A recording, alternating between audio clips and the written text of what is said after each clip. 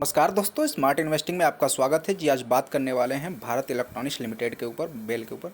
जी आप देख सकते हैं कि आज ऑल टाइम हाई लगाने के बाद, मतलब लगभग 1214 पे जाने के बाद ये नेगेटिव में क्लोज हुआ है।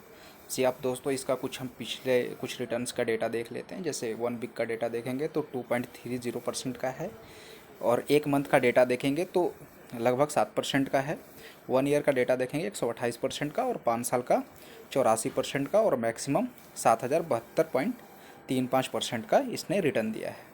तो रिटर्न अच्छा दिया है, कंटिन्यू या बुलिश ट्रेंड में, कोई दिक्कत वाली बात नहीं है। इसका कुछ डेटा देख लेते हैं। इन्वेस्टमेंट चेकलिस्ट आपके सामने है। जैसे इंट्रिंसिक वैल्यू अभी उस हिसाब से ठीक नहीं है। इंट्रिंसिक वैल्यू के हिसाब से महंगा थोड़ा शेयर है। वैल्यूएशन के हिसाब से तो महंगा शेयर रहेगा। अच्छा शेयर कभी वैल्यूएशन के नीचे नहीं मिलता है। आप देखेंगे रिटर्न एफडी के मुकाबले अच्छा रिटर्न देता है। यह स्टॉक अच्छा रिटर्न देता है। डिविडेंड भी अच्छा है। एंट्री के लिए यह सही समय है। ओवरबॉट जोन में नहीं है और नो फ्लैग जोन में नहीं है। ये कंपनी एसएम जीएसएम लिस्ट में नहीं है। की मैट्रिक्स देख लेते हैं तो पी रेशियो 24.41 का है, और पीबी 4.63 का है, और डिविडेंड यील्ड लगभग 2% का है, 1.90%। सेक्टर पी है 38.35 का, और सेक्टर पीबी 9.25, और सेक्टर का टोटल डिविडेंड इसका है 1.13% का। इस स्टॉक को 82% एनालिस्ट सजेस्ट करते हैं। तो ये उस हिसाब से भी ये बेटर शेयर है और बढ़िया स्टॉक, कोई दिक्कत वाली बात नहीं है। इसका फाइनेंशियल ट्रेंड देख लेते हैं एक बार। इसका फाइनेंशियल ट्रेंड देखेंगे तो 2018 से 21 तक के डेटा में इस कंटिन्यू ग्रोथ किया है कंसिस्टेंसली। ये बिल्कुल ही ग्रोइंग कंपनी है, कोई दिक्कत वाली बात नहीं है। और ये कंपनी जो है भारत इलेक्ट्रॉनिक्स हमारी गवर्नमेंट की कंपनी है, और ये एरोस्पेस के लिए इलेक्ट्रॉनिक्स सर्विसेज और इलेक्ट्रॉनिक्स प्रोडक्ट बनाती हैं। और जितने भी गवर्नमेंट सेक्टर में जो भी काम होते हैं, डिफेंस सेक्टर का हो गया या एरोस्पेस हो गया, उसमें ये अपनी electronic services and electronics product provide करती है। तो ये गवर्नमेंट सेक्टर की पीएसयू कंपनी है।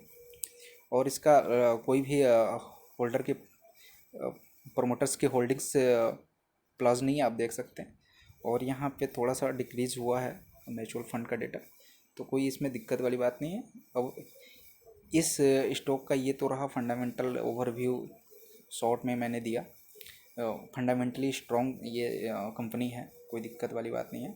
ये स्टॉक कंटिन्यू आपको रिटर्न दे रहा है, अच्छा रिटर्न दिया, और ये आगे भी अच्छा रिटर्न दे सकता है। आप इस स्टॉक को लॉन्ग टर्म के लिए कंसीडर कर सकते हैं, शॉर्ट टर्म में भी कर सकते हैं, बट जितना आप एक्सेप्ट करते हैं उस हिसाब से शायद इसका रिटर्न ना हो। लेकिन ये अभी ऑल टाइम हाई लगाया है आज इसने, और ऑल टाइम हाई पे ट्रेड कर रहा है, तो आगे अच्छा रिटर्न देने की उम्मीद है। आप लॉन्ग टर्म के लिए कंसीडर कर सकते हैं।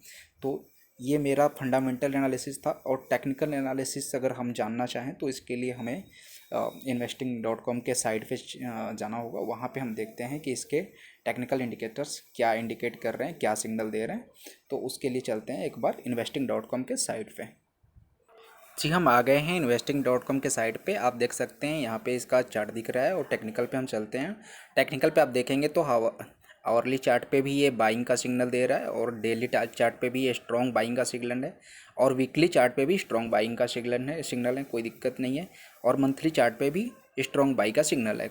तो इसमें आप देख सकते हैं मूविंग एवरेज जो है वो भी मतलब पॉजिटिव व्यू दे रहा है, पॉजिटिव सिग्नल दे रहा है। बेरिश का कोई भी इंडिकेशन यहाँ नहीं दिख रहा है, बेरिश का कोई भी साइन यहाँ नहीं दिख रहा है। सारे टेक्निकल इंडिकेटर जो है यहाँ पे बाइंग के सिग्नल दे रहे हैं, मतलब ये बुलिश रहने वाला है आगे आने वाले समय में। तो कोई दिक्कत वाली बात नहीं है, इस स्टॉक को आप कंसीडर कर सकते हैं। जी मेरा वीडियो यहीं तक था, और ये वीडियो एजुकेशन पर्पज़ के लिए था। तो यदि आप इसमें खरीदने और बेचने का जो भी फैसला लेते हैं वो फैसला आपका ही होगा, आखिरी फैसला। और आगे मैं आपके लिए ऐसे इंटरेस्टिंग वीडियो लेकर के आता रहूँगा। तो मेरे चैनल को सब्सक्राइब कर लें, लाइक और शेयर करना ना भूलें। जी दोस्तों, धन्यवाद।